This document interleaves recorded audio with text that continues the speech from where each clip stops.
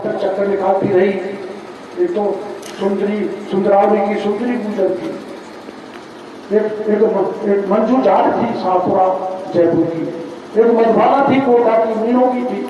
और जब सब जगह चक्कर निकाल चुकी तो मेरे पास में आई और मेरे से कहा कि कोई मंत्री हमको सुन नहीं रहा, हमारा अपमान हो रहा है, हमको धमकी देते हैं लोग, आप हमको मुख्यमंत्री से मिलाओ। मैं मुख्यमंत्री से मिलाने गया तो मुख्यमंत्री मिले नहीं, हमको धक्का मुक्का दिया, गिरफ्तार कर लिया। मैं धरना देके बैठा रहा 10 दिन तक। राजस्थान के मुख्यमंत्री से वो वीरांगनाएं गुहार लगाती रही कि सुन लो मुख्यमंत्री, हमारी फरियाद सुन लो, बात सुन लो। एक तरफ पायलट साहब के घर भी में उन तीनों वीरांगना को लेकर गया था।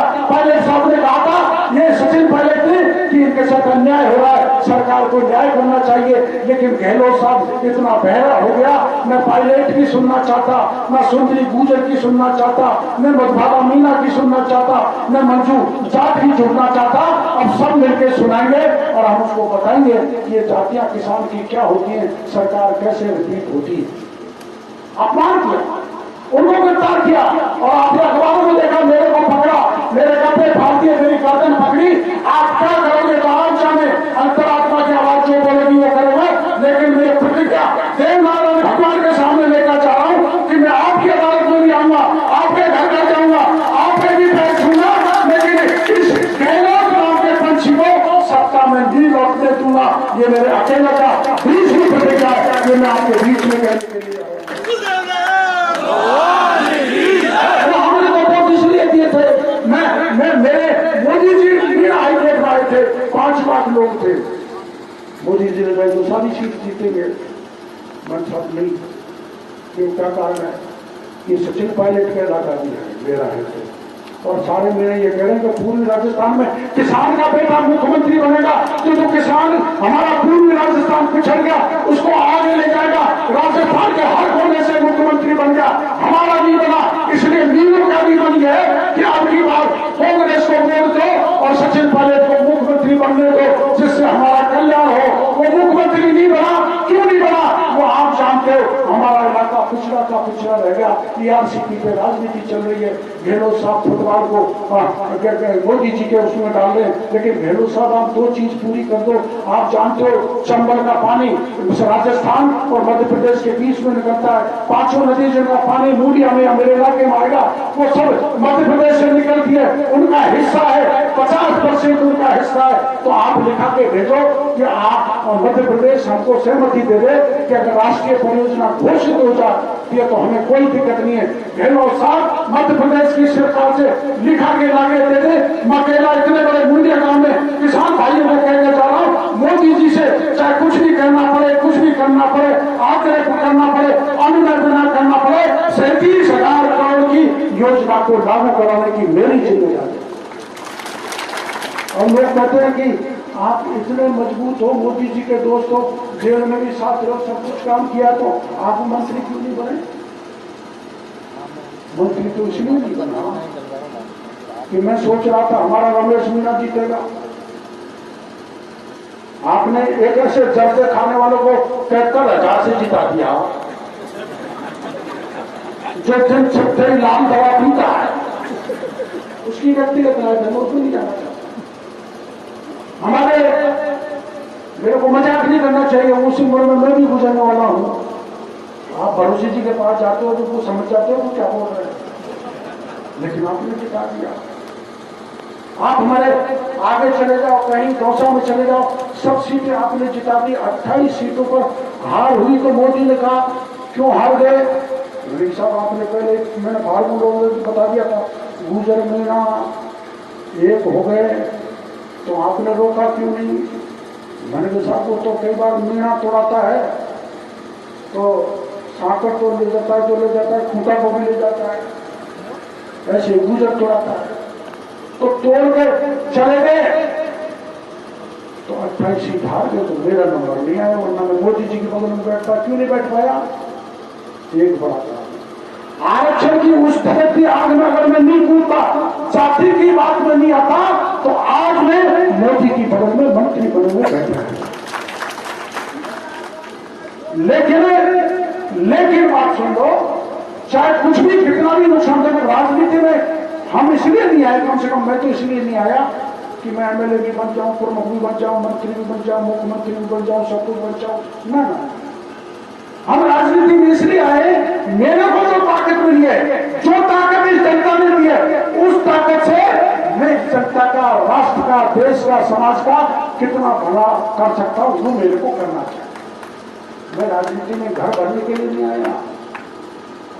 कर्नल बैंसला भी फौज में इसलिए नहीं गए थे, मेरे पास जाया करते थे सूटी जीप को लेकर, आमतौर पर 2-3 दिन मिलते गांव में, उन्होंने जीप पे लिखा रहता था, वो है गायब हो गई पता नहीं, है तो चलो अधेरो चल दूर को भैया, हाँ दूर को।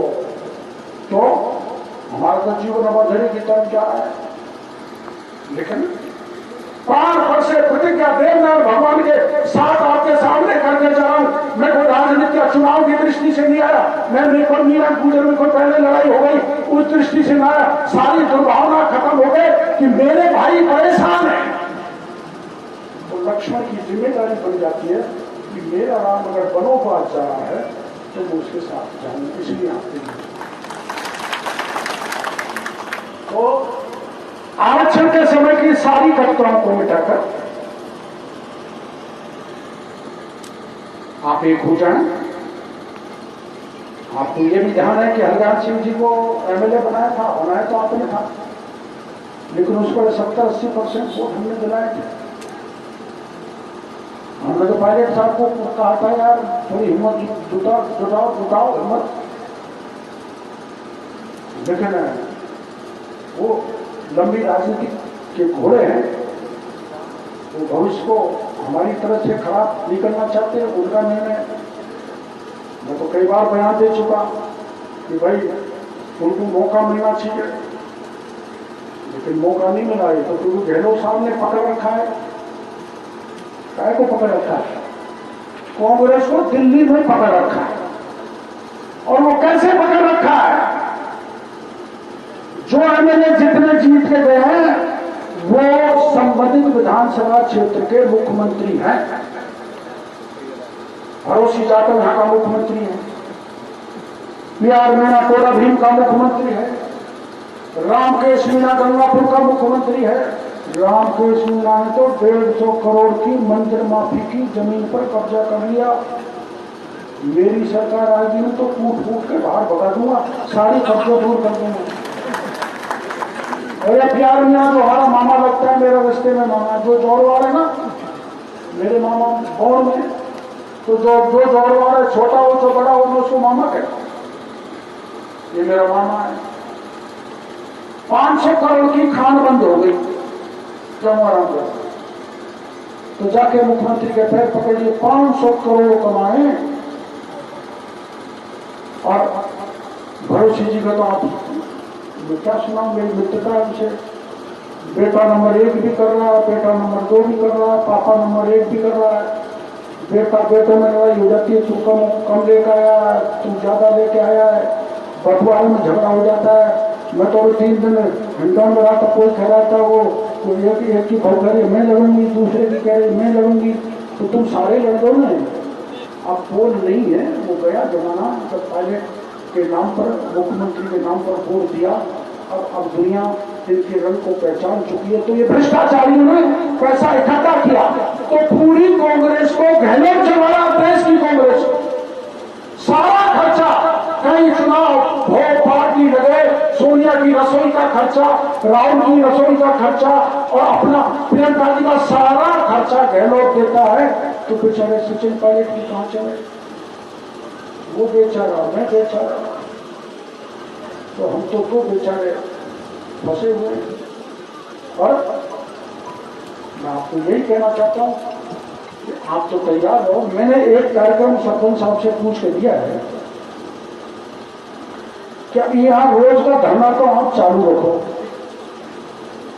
10 बैठे 20 बैठे कितने, तो आपका फैसला है। लेकिन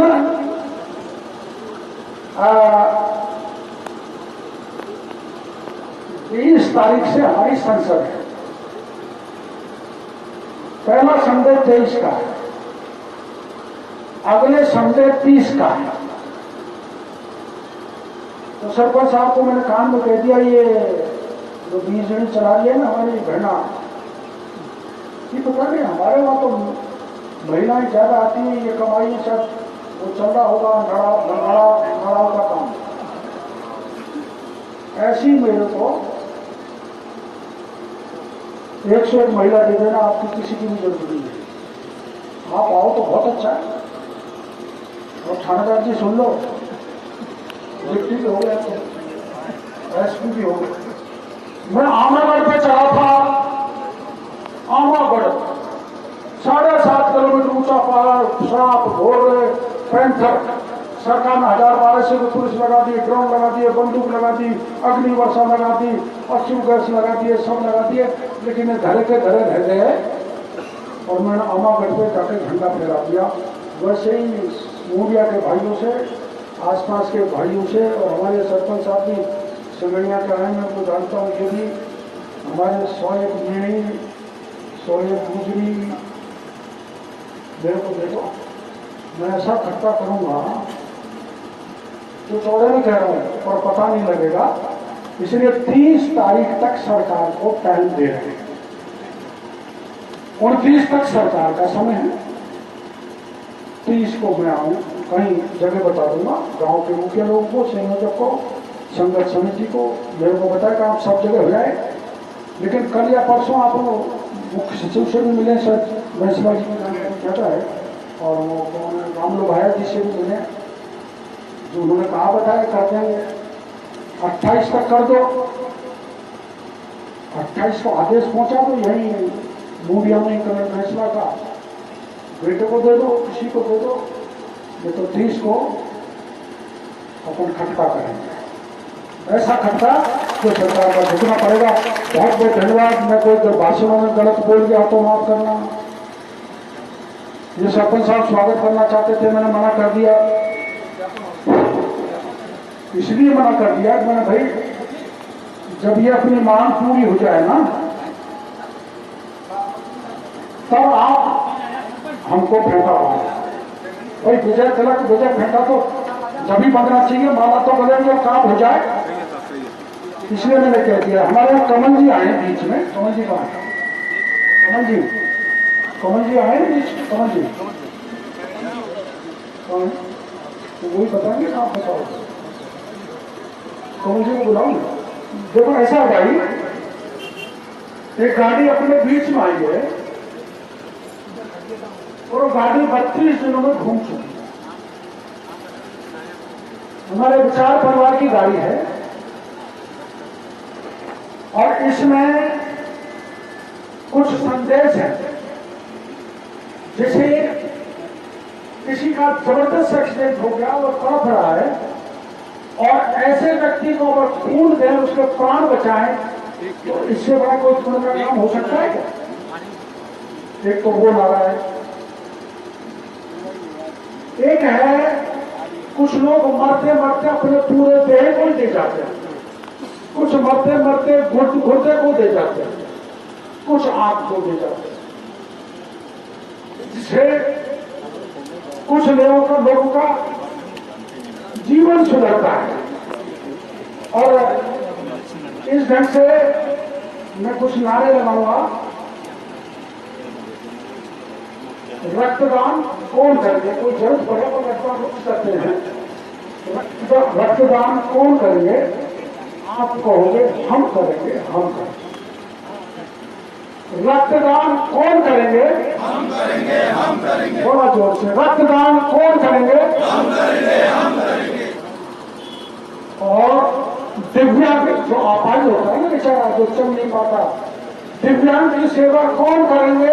हम करेंगे, हम करेंगे। दिव्यांग की सेवा कौन करेंगे? हम करेंगे, हम करेंगे। नेत्रदान कौन करेंगे? हम करेंगे, हम करेंगे। नेत्रदान कौन करेंगे? हम करेंगे। और आप जीते जीते रक्तदान हम करेंगे, हम करेंगे।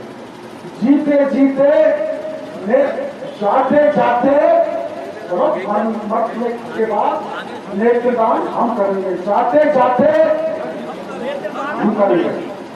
सक्षम भारत, समर्थ भारत, नर सेवा नारायण सेवा, इस अभियान के साथ ये यात्रा चल रही है। हम उनका स्वागत करना चाहते हैं और इसमें पेड़ लगाने का भी है। आप जानते हो पेड़ हमको प्राणवायु देता है, इसलिए ज़्यादा से ज़्यादा पेड़ लगाएं। आप कभी मेरे गांव दवाली, जौन, मातासूला, गोंडी, खेलना मुक्त हो, स्वस्थ हो, समर्थ हो। हम स्वस्थ होंगे तो भारत समर्थ होगा। इन शब्दों के साथ मैं आपका बहुत बहुत आभार प्रदर्शन करना चाहता हूँ, धन्यवाद देना चाहता हूँ और विजय बैसला जी से कहना चाहता हूँ कि अपने लोगों को संबोधित करें।